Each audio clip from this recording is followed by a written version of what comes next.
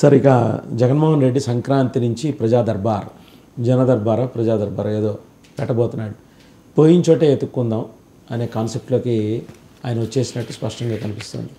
But ఆయనకేమో ఒక 7 కంచెలు ఉంటాయి. ఆ 7 కంచెలు దాటి ఆయన్ని చేరుకోవాలి అంటే ముఖ్యమంత్రి అయిన తర్వాత వచ్చిన ప్రత్యేక ఏర్పాటు ఆయనకి మాత్రమే ఆ ఫెసిలిటీ ఉంది. ఆ కంచెలన్నింటినీ ధ్వంసం చేసుకుని జనంలోకి నిజంగా ఆయన రాగలడా అంటే ఇప్పుడు జనంలోకి రావడం అనివార్యమని భావిస్తున్నాడు అని దీని మీద కూడా రకరకాల చర్చలు జరుగుతున్నాయి. కానీ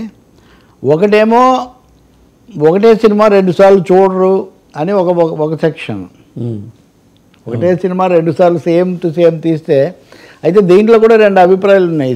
సీపులయ్య లవకుశ 2 సార్లు ఆయనే తీశాడు, 2 సార్లు హిట్ అయింది. ఒక సినిమా కనుక ఒక ఫార్ములాతో ప్రజలను ఆకట్టుకుంటే ఎన్నిసార్లు అయినా తీయొచ్చు అని రామారావు అందుకే కృష్ణుడి కథ అటు ఇటు తిప్పి చేసేవాడు. స్క్రిప్ట్ అంతా మారిపోయింది, మారుస్తారు ముందు వెనక మారుస్తారు.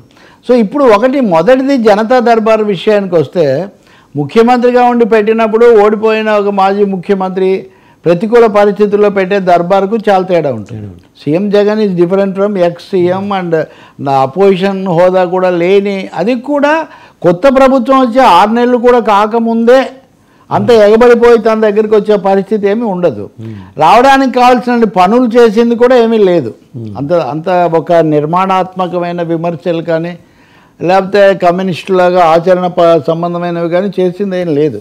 అందుకని అది జరగదు. ఇంకా జనం దగ్గరికి పోవటం కూడా ఇంత తొందరగా ఏ అంశాల మీద పోతాడు?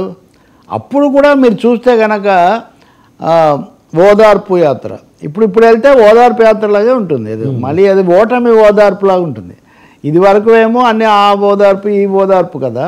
ఇప్పుడు ఓడిపోయిన క్యాడర్ను ఓదార్చి నేనున్నాను మీకు అని చెప్పడం వరకు పనికి వస్తుందేమో. కానీ ఇప్పుడేదో ప్రభుత్వం మీద రణభేరి మోగిద్దామంటే అసలు ప్రభుత్వమే ఇంకా పూర్తిగా స్థిరపడని పరిస్థితుల్లో ఇప్పుడు ఇంకా రణభేరి మోగి మళ్ళీ కొత్త రణం ఇప్పుడే మొదలవుతుంది. అంటే ఈజ్ యాంటిసిపేటింగ్ ఈ జమిలీ వచ్చేస్తుంది 2028, ఒక 2 ఏళ్ళు లేకపోతే 5 ఏళ్ళు అందరినీ కళ్ళు మూసుకోవటం.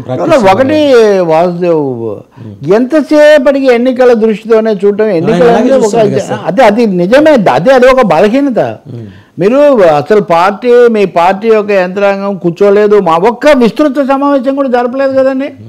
ఓడిపోయిన ఒక పార్టీ ఇప్పుడు శివసేన చూడండి, అప్పుడే ఎన్ని రియాక్షన్స్ చూస్తున్నారు మీరు. ఏమైనా ఒక్క రియాక్షన్ వచ్చిందా ఇంతవరకు? మీకు అసలు ఏమీ లేదు. మీకు ఇంకోటి కూడా చెప్తా, మనం మాట్లాడలేదు కానీ ఈరోజు రాజ్యాంగ దినోత్సవం అని ఇది మోదీ గారు కనిపెట్టింది ఎక్కువగా. ఈ రాజ్యాంగ దినోత్సవం సమయంలో జగన్ ఒక విడుదల చేశాడు సందేశం. అందులో రాజ్యాంగము, మానవ హక్కులు కాపాడాల్సిన భావ ప్రకటన స్వేచ్ఛ ఇవన్నీ చెప్పారు. తప్పకుండా అవన్నీ మనం గౌరవించాల్సిందే. కానీ దేశమంతటిని గురించి మాట్లాడుతున్నారా, ఆంధ్రప్రదేశ్ గురించి మాత్రమే మాట్లాడుతున్నారా? ఆంధ్రప్రదేశ్ గురించి మాత్రమే మాట్లాడితే ఇప్పుడే మాట్లాడుతున్నారా? తన 5 ఏళ్ళు పాలించినప్పటి కాలాన్ని కూడా దృష్టిలో పెట్టుకొని మాట్లాడుతున్నారా? ఈ ప్రశ్నలు ఉంటాయి. రాజకీయాలు అన్నాక ఏం చిటిక మీద చిటిక వేయరు అన్న వ్యవహారం కాదు కదా. ఇంకా రెండో అంశం అండి, ఈవీఎంలు అనేవి వాటి స్థానంలో బ్యాలెట్ పేపర్ పెట్టాల్సిన అవసరం ఉంది అని పిలిపిస్తున్నాడు. ఇప్పుడు ఈవీఎంల వల్ల దెబ్బతిన్నాము అక్కడ ఇక్కడ అనే సందేహాలు ఉంటే కేసులు వేసుకోవచ్చు. అది వేసిన ఆయన కూడా అవతల పార్టీలోకి పోయాడు. ఎందుకు పోయాడు మళ్ళీ అదొక పెద్ద ప్రశ్న. ఆయన ఈ అదానీ కేసులో కూడా ఆయన మాట్లాడుతున్నారు. దాన్ని పక్కన పెడదాం.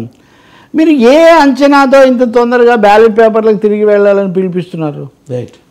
బ్యాలెట్ పేపర్లు ఉంటే కూడా బుష్ రెండోసారి గెలిచినప్పుడు దాదాపు 6 నెలల్లో 4 నెలల్లో అమెరికా ఆగిపోయింది. క్లింటన్ కొనసాగారు, తొందరగా తేల్చుకుంటారా బాబు నాకు తలనొప్పి వస్తుందని ఆయన విసుక్కున్న పరిస్థితి. అందుకనే బ్యాలెట్ పేపర్లు ఏదో తారక మంత్రం అని జగన్ ఈ సందర్భాన్ని రాజ్యాంగ దినోత్సవాన్ని అలా మాట్లాడితే ఒక బాధ్యత కలిగినటువంటిది కదా. మీరు న్యాయబద్ధంగా అడగడం వేరు, వీవీప్యాట్లు అడుగుతున్నారండి అందరూ. ఇప్పుడు ఎలన్ మస్క్ అనేవాడు ఉన్నాడు, అంతకుముందు వీటి మీద దాడి చేశాడు. ఇప్పుడు చేస్తున్నాడా? చేయడు.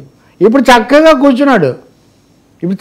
కూర్చున్నాడు. కాబట్టి ఓడిపోతే బ్యాలెట్, గెలిస్తే ఈవీఎం, అది కుదరదు. అప్పుడు ఈవీఎం అని అప్పుడు చంద్రబాబు అన్నాడు, ఈయనేమో అలా అయితే అక్కడే అని ఈయన అడిగాడు. అట్లా కుదురుతుందా అసలు?